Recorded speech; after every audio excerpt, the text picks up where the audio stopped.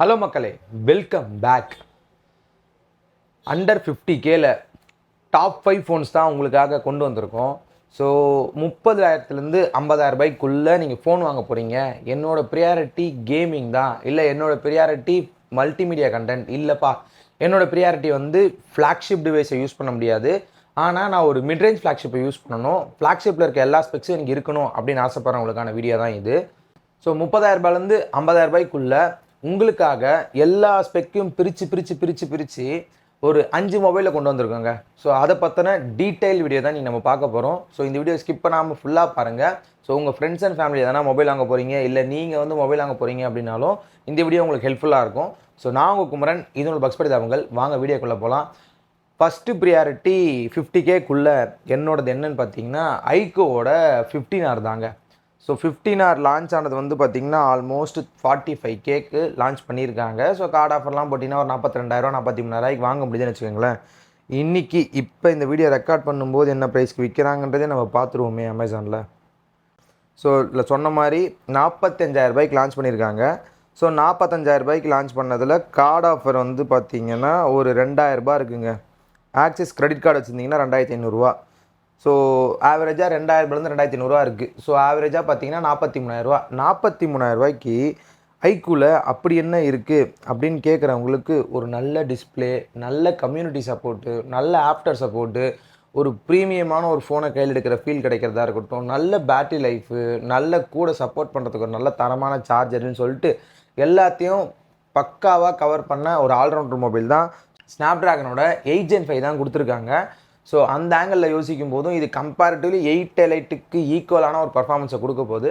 So உங்களுக்கு performance வைஸாக எந்த பிரச்சனையும் இல்லை, மல்டிமீடியாவுக்கு எந்த பிரச்சனையும் இல்லை, ஒரு கேமராக இருந்தாலும் உங்களுக்கு ஒரு ஹார்ட்கோர் கேமர்ப்பா அப்படின்னாலும் உங்களுக்கு எந்த பிரச்சனையும் இல்லை. கேமரா மட்டும் லிமிட்டாக யூஸ் பண்ணுவேன் அப்படின்னா உங்களுக்கு நார்மலான ஒரு யூசேஜ் தான். நீங்கள் இந்த செக்மெண்ட்டில் கேமரா யூஸ் பண்ண மாட்டீங்க அப்படின்ற பட்சத்தில் இது ஒரு நல்ல ஃபோனாக உங்களுக்கு இருக்கும். ஓவரால் பர்ஃபார்மன்ஸ் கால்குலேட் பண்ணும்போது ஐக்கூ 15R தான் என்னோடய ஃபஸ்ட்டு ப்ரியாரிட்டி. செகண்ட் என்ன அப்படின்னா ஆஸ் யூஷுவல் OnePlus தான். OnePlusோட 15R தான் என்னோடய செகண்ட் ப்ரியாரிட்டி. ஸோ செகண்ட் ப்ரியாரிட்டிலேயே OnePlus 15R இருக்குது அப்படின்னா சேம் 2 மொபைலும் ஒரே மாதிரி தான் உங்களுக்கு ஸ்பெக்கை வந்து ஷேர் பண்ண போகுது. என்ன பேட்ரி வந்து பார்த்திங்கன்னா இதில் 7400 mAh கொடுத்துருப்பாங்க. அதே மாதிரி பேட்ரி லைஃப்பும் பார்த்திங்கன்னா ஐக்கோ கம்பேர் பண்ணும்போது OnePlus கொஞ்சம் கூட வரும். ஆனால் ப்ரைஸிங் பார்த்திங்கன்னா ஒரு 48Kக்கு விற்பாங்க. ஸோ அதில் கார்டு ஆஃபர் எதுனா அப்ளை பண்ணிங்கன்னா ஒரு 45,000 46,000 கிடைக்குதுன்னு வச்சுக்கோங்களேன். கேமரா வைஸும் சரி, உங்களுக்கு டிஸ்பிளே வைஸும் சரி, இல்லை நான் ஒரு மல்டிமீடியாக்காக வாங்குகிறேன், நான் ஹார்ட்கோர் கேமர் அப்படின்னாலும் சரி, நான் வந்து இதில் சின்னதாக எடிட் பண்ணுவேனாலும் சரி, இதுலேயும் 8 Gen 5 தான் கொடுத்துருக்காங்க.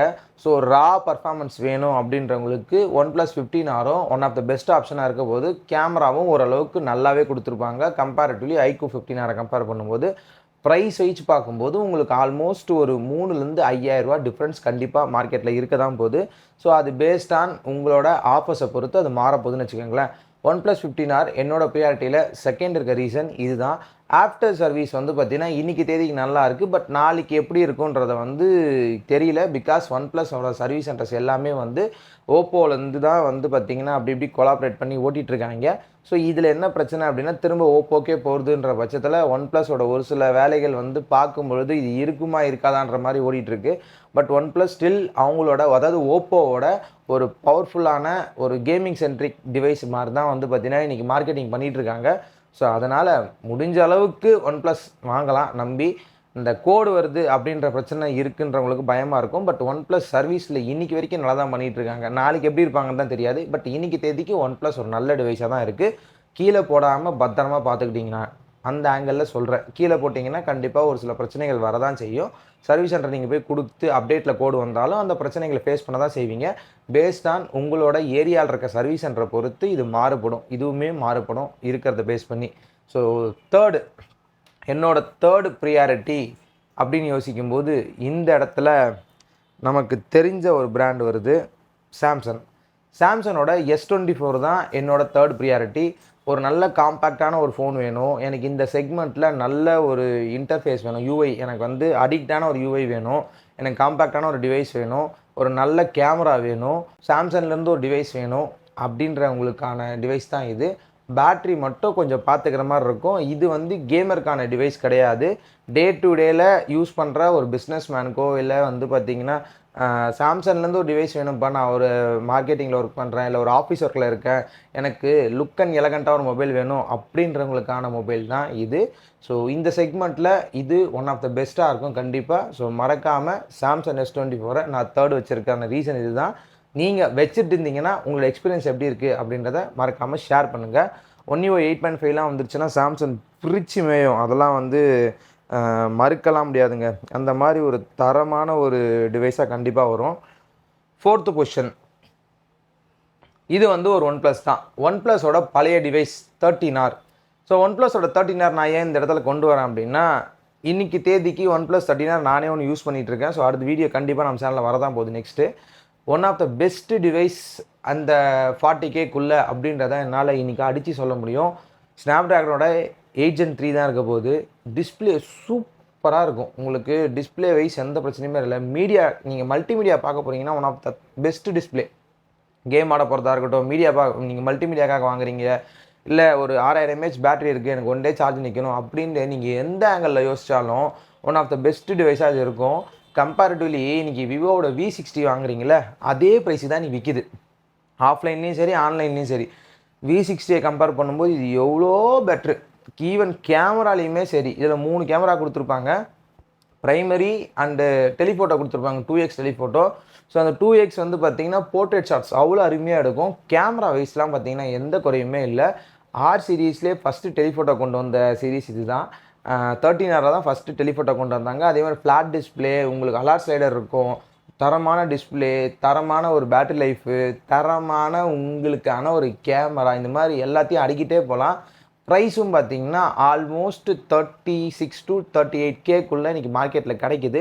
ஆஃப்லைனில் உங்களுக்கு பை லக் இருக்குது அப்படின்னா 33, 34க்கெலாம் கூட வாங்க முடியும். ரிலையன்ஸ் டிஜிட்டல் இல்லை குரோமால்லாம் விற்கும்போது.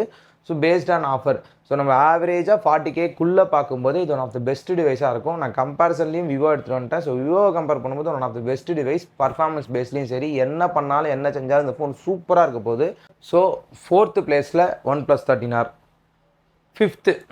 5th பிளேஸில் நான் 2 மொபைலை வைக்கிறேங்க.